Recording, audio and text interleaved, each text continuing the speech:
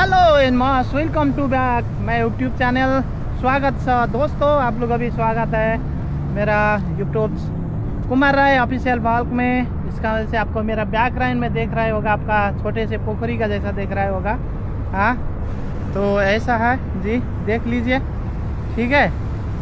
तो मैं बहुत लॉन्ग टाइम के बाद अभी ब्लॉग वीडियो बनाने में निकला हूँ।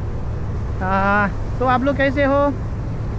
और अभी सबों को हिंद छठ पर्व के पूरा शुभकामनाएं। सम्पूर्ण हजुरहरूलाई पनि ह्याप्पी तिहार अनि छठ पर्वको पनि एकमुष्टमा शुभकामना दिन चाहन्छु।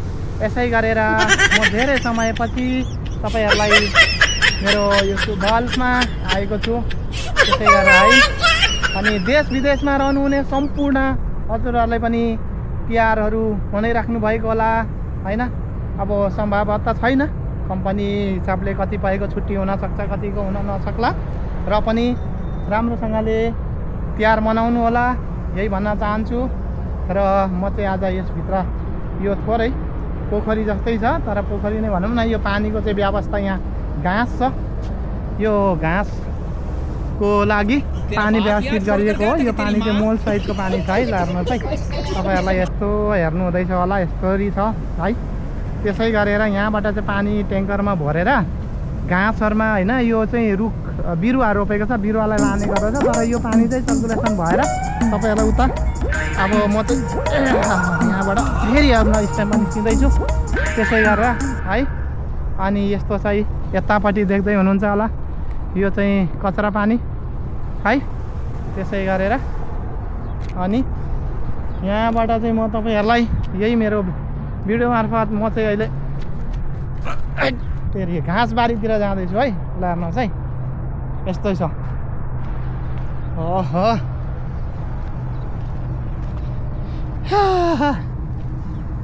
धेरै समयपछि हजुरहरूलाई म बहल मजा आया मा उपस्थित भएको छु। और मैं ये जो मजा है हिंदुस्तान के हर व्यक्ति को। र नयाँ जोडिनु भएको छ भने लाइक कमेन्ट सब्सक्राइब र बेल आइकनलाई पनि बजाउन नछोड्नु होला। यति भन्दै म हजुरहरूलाई यता घाँसबारीतिर जाँदैछु। र के छ भन्नुहुन्छ भने अहिले चाहिँ मौसम अत्यन्तै बेस्ट भएको रहेछ है। पनि काम ड्युटीको व्यस्तताले गर्दा साँझ पखतिर अथवा दिउँसो ड्युटीमा हुन्छ। अब भनौँ न, आफ्नो आफ्नो ड्युटी टाइमहरू डिफ्रेन्ट समयहरू भएको कारणवशले गर्दाखेरि हैन, अब बिहान घाम झुल्केर ड्युटी गइन्छ, त्यसपछि तपाईँको ठ्याक्कै राति जुन झुल्केर आइन्छ, त्यसपछि त त्यो ड्युटीमा गइसकेपछि अब ड्युटीमा व्यस्त हुन्छ, बिजी हुन्छ हैन। अब त्यसले गर्दाखेरि चाहिँ अब गर्मी टाइममा अति गर्मी फिलिङ गरिन्थ्यो, अझै पनि गर्मी नै होला भन्ने सम्भावनाहरू सोचेहरू थियो। तर तपाईँको होइन रहेछ, अब चाहिँ मौसम एकदम गुड भएछ है। बाहिर हिँड्नलाई घुम्नलाई पनि एकदम बेस्ट भइसकेको रहेछ है। तर अब चाहिँ ठन्डीको मौसम पनि बढिसकेको छ, त्यसले गर्दाखेरि तपाईँहरू सुरक्षा पनि रहनु होला।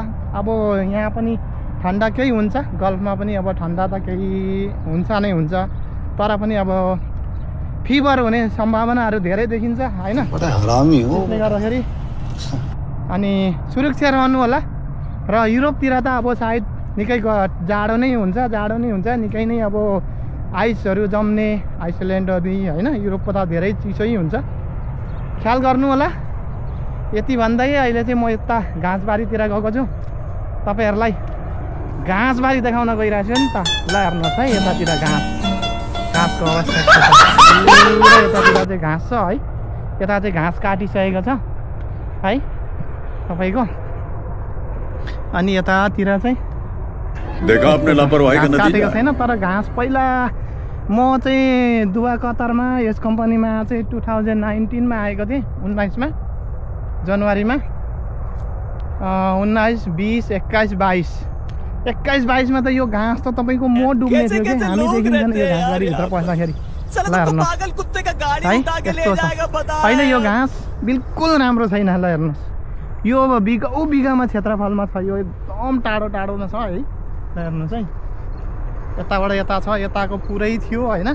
अघि पर कुवा अथवा पोखरी थियो नि यहाँ पर पानी सिँचाइ गर्ने अनि पानी चाहिँ त्यसरी त्यहाँबाट चाहिँ तानेर पानी चाहिँ अटोमेटिकली यो घाँसबारीमा पानी फ्याँकिन्छ क्या एकदमसँगले सिँचाइ गरिन्छ त्यही छ जगिङ गर्दै जाउँ न भाइ अलिकति साँझ पक्को पनि मौसम पनि है स्वास्थ्यलाई पनि अलिकति तन्दुरुस्त हुन्छ त्यसले गर्दाखेरि यो चाहिँ यसो म पनि अब चाहिँ मौसम राम्रो भएको रहेछ हप्तामा एक दिन चाहिँ यसरी नै तपाईँहरू सामु होइन यसो अब सहर छैन हेर्नुहोस् यो चाहिँ एकदम मरुभूमिको एकान्त बालुवाघारीपट्टि हो है त्यसपछि अनि यो चाहिँ एकान्तमा छ त्यसले गर्दाखेरि घाँस त यता त राम्रो रहेछ है हेर्नुहोस् है घाँसको हाइटहरूको माथि चिल पनि घुम्दैछ है चिल पनि आउँछ हौ यतातिर रुख बिरुवा त छैन ठुल्ठुलो तर पनि हेर्नु न वाह घाँस हेर्नुहोस् यो हो नि त घाँस यो चाहिँ यता गोवा बाटो चाहिँ यो के छ भन्नुहुन्छ भने गुड बाय हैन गया यो चाहिँ घाँसको पानीको जाने बाटो ओ माइ गॉड घाँस त निकै रहेछ यार निकै अग्लो अग्लो पो रहेछ त ल हेर्नु त घाँसबारीभित्र वाह हेर्नुहोस् यो चाहिँ बाटो चाहिँ के हो भन्नुहुन्छ भने यो गाडीको पानीको यो सिँचाइको ओहो लु हेर्नु भनिदिएँ नि मैले तपाईँहरूलाई ल हेर्नु त छ नि अहिले पनि हिमो जतिको है वाह ल हेर्नु है घाँस यति हाइट छ ल हेर्नुहोस् यहाँ पुरै घाँसबारी ल देखिन्छ केही छैन नि यस्तो छ घाँस ल हेर्नु त वाह वाह घाँसबारी ल हेर्नुहोस् देख्नुभयो भन्थेँ नि मैले घाँस मसँगसँगै अग्लो अग्लो छ भनेर ल हेर्नु त मभन्दा डबल अग्लो पनि छ नि ल हेर्नु त है वाह ल हेर्नु देख्नुभयो यस्तो छ अब तपाईँहरूले पत्याउनु हुन्न होला नेपालमा यस्तो घाँसहरूको व्यवसायिक खेतीहरू गर्नलाई कति गाह्रो हुन्छ होइन ल हेर्नु त यसरी सिँचाइ गर्दाखेरि ल हेर्नु घाँसबारीभित्र म कतारको त्यो पनि